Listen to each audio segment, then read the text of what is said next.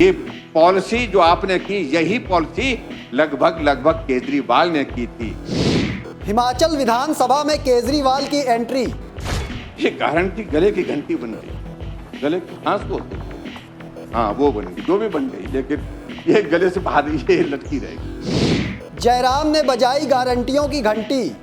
3 मंत्री जेल की सलाखों के पीछे चले गए हैं और यही परिस्थिति हिमाचल प्रदेश में भी आने वाले समय में बनेगी। दिल्ली शराब घोटाले का हिमाचल कनेक्शन। उनके 2 मंत्री जेल की सलाखों के बीच 3 मंत्री हो गए।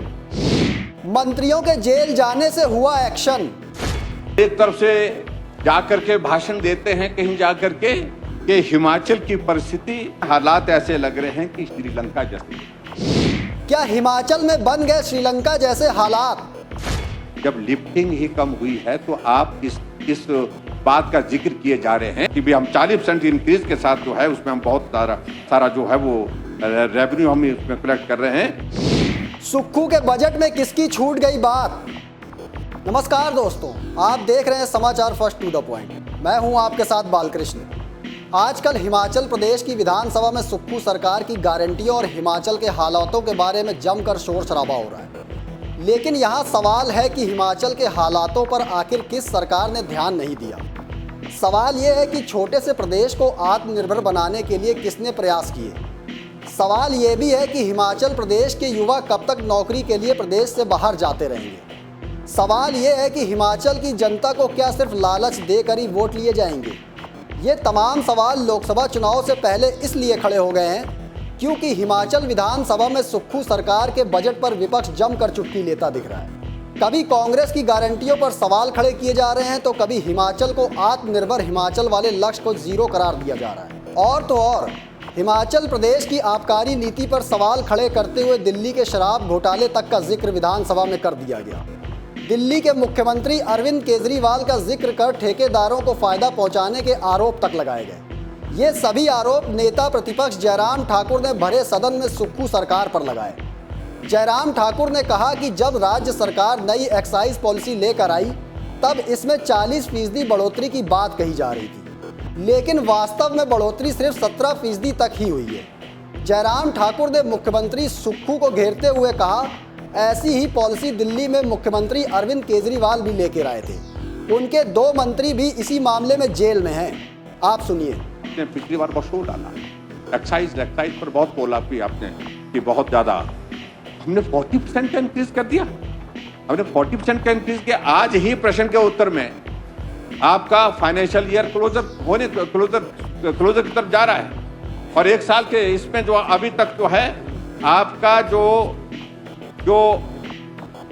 रेवेन्यू जो एक्साइज का आया है 1855 करोड़ रुपया आया है और आप बोले 40% की इंक्रीज।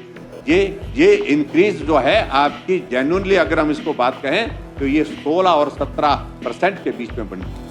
और आपका जो गैप जो है, जबकि आना चाहिए था, तो अभी तक जो आना चाहिए था 1855, आपने कहा मेरे पास तो आंकड़ा तो लगभग 1800 करोड़ का, लेकिन 1855 मैंने एग्जैक्ट फिगर आज प्रश्न के उत्तर से लिए। यहां से आना चाहिए थे अध्यक्ष महोदय, अभी तक जो है 2500 करोड़ और 2500 करोड़ रुपए आना चाहिए था और वो अभी तक नहीं आया। 400 करोड़ रुपए का अभी तक भी डेफिसिट है, अभी तक भी घाटा है। इसको कैसे पूरा करेंगे? वजह कि शोर तो डाल दिया कि हमने जो है हमने बिडिंग की, हमने जो है ओपन किया, बहुत बड़े बड़े उसके जो है वो आपने उसके क्लस्टर बना दिए और उसकी वजह से बड़े ठेकेदारों को आपने जो है वो लाभ दिलाने की कोशिश की। ये पॉलिसी जो आपने की, यही पॉलिसी लगभग केजरीवाल ने की थी। उनके 2 मंत्री जेल की सलाखों के बीच 3 मंत्री हो गए।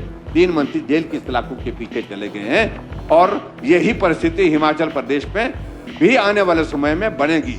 इतना ही नहीं, नेता प्रतिपक्ष ने तंज कसते हुए कहा, जब ऐसा ही बजट पेश करना था तो मुख्यमंत्री पिछले साल का ही बजट पेश कर देते। उन्होंने कहा कि एक तरफ राज्य सरकार हिमाचल प्रदेश को आत्मनिर्भर बनाने की बात कर रही है तो वहीं दूसरी तरफ मुख्यमंत्री अलग अलग मंचों से ये बयान देते दिख रहे हैं कि प्रदेश में श्रीलंका जैसे आर्थिक हालात पैदा हो गए हैं। जयराम ने दोबारा तंज कसते हुए कहा, हिमाचल प्रदेश में सिर्फ मुख्यमंत्री के मित्र ही आत्मनिर्भर बन रहे हैं। सेल्फ कॉन्ट्राडिक्टरी किस कदर इनकी बातें हैं। एक तरफ कहते हैं माननीय मुख्यमंत्री जी कि हम आत्मनिर्भर हिमाचल आने वाले समय में 4 सालों के अंदर बना देंगे। पूरे देश भर में हिमाचल प्रदेश आर्थिक रूप से सबसे समृद्ध राज्य बने। और एक तरफ से जाकर के भाषण देते हैं कहीं जाकर के कि हिमाचल की परिस्थिति इस प्रकार की बन गई है, हालात ऐसे लग रहे हैं कि श्रीलंका जैसे। सत्य ये है कि वो है।